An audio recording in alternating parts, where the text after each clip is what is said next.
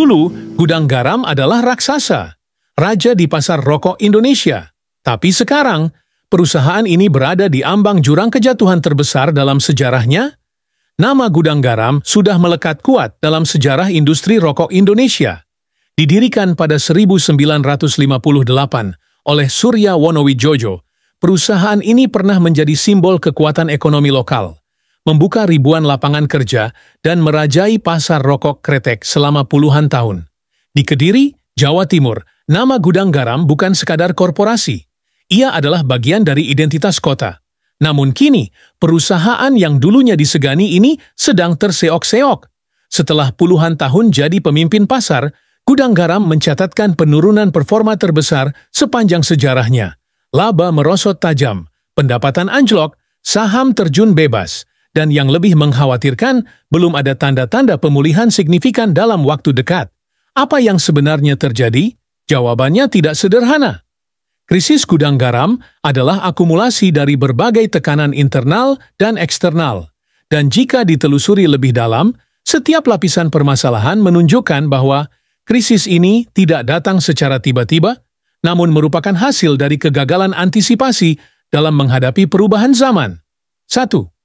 Cukai rokok yang melonjak tajam. Pukulan terberat datang dari kenaikan tarif cukai rokok dalam beberapa tahun terakhir. Pemerintah menaikkan cukai sebagai bentuk pengendalian konsumsi dan peningkatan pendapatan negara. Namun di sisi lain, kebijakan ini membuat harga eceran melambung tinggi. Konsumen menahan diri. Daya beli masyarakat menurun. Tarif cukai rata-rata naik hingga 2 digit setiap tahunnya sejak 2020, mendorong harga rokok naik signifikan. Rokok yang sebelumnya dijual Rp15.000 kini bisa menyentuh Rp25.000.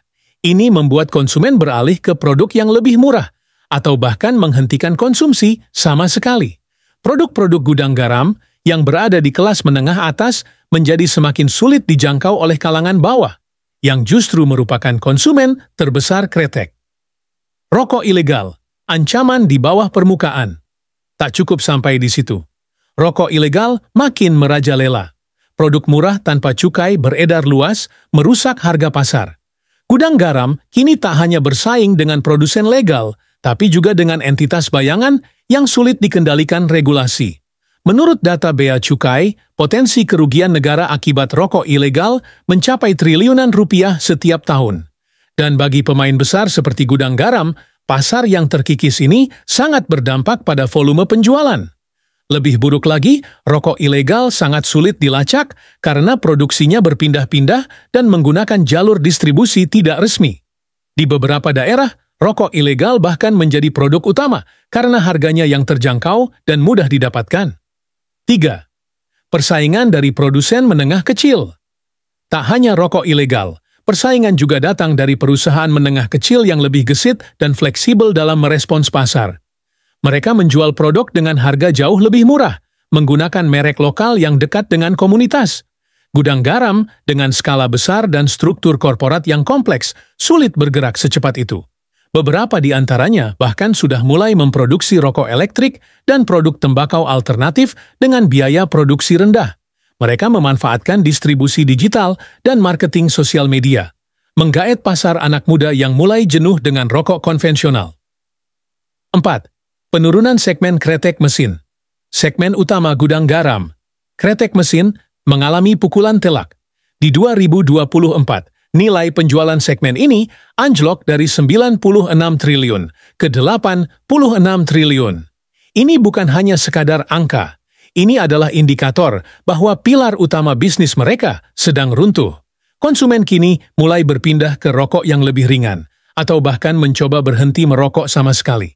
Kampanye anti-rokok, peningkatan kesadaran kesehatan, dan tekanan sosial dari komunitas menjadi faktor lain yang mempercepat penurunan ini. Kebijakan internal yang kontraproduktif. Di tengah situasi yang sulit, beberapa keputusan internal justru memperparah keadaan. Salah satunya, penghentian pembelian tembakau dari Temanggung, salah satu daerah penghasil tembakau terbaik di Indonesia. Akibatnya, pasokan bahan baku terganggu. Petani lokal merasa dikhianati. Relasi antara perusahaan dan mitra tradisionalnya retak. Ini bukan hanya berdampak operasional, tapi juga reputasional. Laporan dari Asosiasi Petani menyebutkan bahwa lebih dari 3.000 petani di Temanggung mengalami kerugian karena hasil panen tidak terserap pasar. Mereka kesulitan menjual tembakau ke pembeli lain karena kualitas panen selama ini disesuaikan dengan standar gudang garam.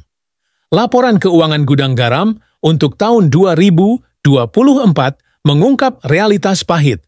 Laba bersih mereka turun dari 5,3 triliun menjadi hanya sekitar 981 miliar. Penurunan sekitar 82 sampai 91%. Lebih buruk lagi, di kuartal pertama 2025, laba bersih hanya tercatat 104 miliar rupiah. Anjlok 82,46% dari periode sama tahun sebelumnya. Pendapatan pun merosot tajam dari 118,95 triliun menjadi 98,65 triliun. Penurunan ini menandakan dua hal, menurunnya volume penjualan dan meningkatnya beban produksi. Margin keuntungan menyusut karena biaya bahan baku dan logistik yang semakin mahal, sementara harga jual tak bisa dinaikkan lebih tinggi karena sensitifnya pasar. Saham perusahaan juga jatuh ke titik terendah dalam beberapa tahun terakhir. Dari puncaknya, harga saham turun hingga 89%. Tak heran jika kekayaan Susilo Wonowijojo, Presiden Direktur Gudang Garam, ikut menyusut drastis. Lebih dari 100 triliun rupiah kekayaannya menguap dari bursa. Sebuah angka yang mengejutkan bahkan di kalangan taipan lokal. Krisis gudang garam tidak hanya berdampak pada pemegang saham dan manajemen. Ribuan karyawan, buruh linting, dan petani tembakau di seluruh Indonesia merasakan efek domino dari kemunduran ini. Sebagai salah satu penyerap tenaga kerja terbesar di sektor manufaktur tembakau, penurunan produksi berarti potensi pengurangan jam kerja, efisiensi tenaga kerja, bahkan pemutusan hubungan kerja. Di Kediri, banyak keluarga menggantungkan hidupnya dari aktivitas perusahaan ini. Penurunan produksi langsung berdampak pada daya beli masyarakat sekitar yang bisa menciptakan efek domino terhadap sektor perdagangan dan jasa di kota itu. Belum lagi petani tembakau di Temanggung, Bojonegoro, dan Jember yang selama ini bergantung pada pembelian dari gudang garam. Mereka kehilangan pasar dan nilai jual hasil panen pun menurun. Menghadapi situasi ini, manajemen gudang garam tidak tinggal diam. Mereka mulai melakukan sejumlah langkah strategis, restrukturisasi manajemen di beberapa lini, diversifikasi portofolio produk, pengurangan pengeluaran operasional, penyesuaian skema pembelian bahan baku. Namun pertanyaannya, apakah langkah-langkah ini cukup atau justru terlalu lambat? Beberapa analis menilai bahwa gudang garam terlalu lama bergantung pada kekuatan historisnya. Sementara pesaing sudah mulai merambah ke produk alternatif, seperti vape dan rokok elektrik, gudang garam masih fokus pada segmen tradisional. Bahkan dari sisi distribusi dan pemasaran, gudang garam masih mengandalkan pola lama. Mereka belum menggarap penuh potensi penjualan online, digital branding, atau kampanye millennial friendly seperti kompetitornya. Ada dua skenario besar yang diprediksi oleh analis. 1. Kebangkitan bertahap. Dengan brand equity yang kuat dan loyalitas konsumen, gudang garam masih punya peluang bangkit, asalkan mereka melakukan transformasi cepat dan inovatif. Langkah konkret yang disarankan antara lain, masuk ke pasar produk tembakau alternatif, memperluas pasar ekspor, dan berinvestasi di teknologi manufaktur yang lebih efisien. Jika perusahaan mampu merekrut talenta muda dan agresif dalam berinovasi, peluang bangkit tetap terbuka lebar. 2. Penurunan bertahap. Jika tidak segera beradaptasi, gudang garam bisa kehilangan pangsa pasar secara permanen. Efeknya, pengurangan produksi, efisiensi tenaga kerja, dan penyusutan bisnis secara signifikan dalam 5 tahun ke depan. Penurunan ini tidak akan dramatis dalam semalam, tetapi perlahan, seperti api kecil yang tidak dipadamkan. Dan saat sadar, semuanya sudah terlambat. Nasib tragis gudang garam adalah cerminan nyata bagaimana sebuah perusahaan besar bisa terkena badai dari berbagai arah, kebijakan, pasar, teknologi, hingga keputusan internal. Ini menjadi pengingat bahwa tidak ada perusahaan yang terlalu besar untuk gagal. Apakah gudang garam bisa bangkit kembali? Hanya waktu yang bisa menjawab.